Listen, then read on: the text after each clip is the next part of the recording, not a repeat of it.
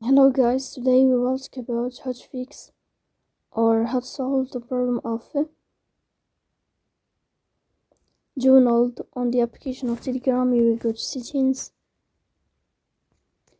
Here you will go to apps, default apps, app settings.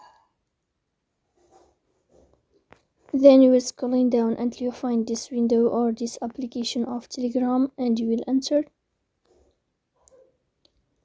Here in this page of app info, you will go to first stop and you will click OK. Here you will enter to the window of storage. Then we click on clear cache.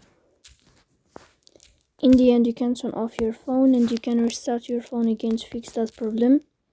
So please don't forget to support us by like and subscribe. See you next time in another video, and thank you for your watching and your attention.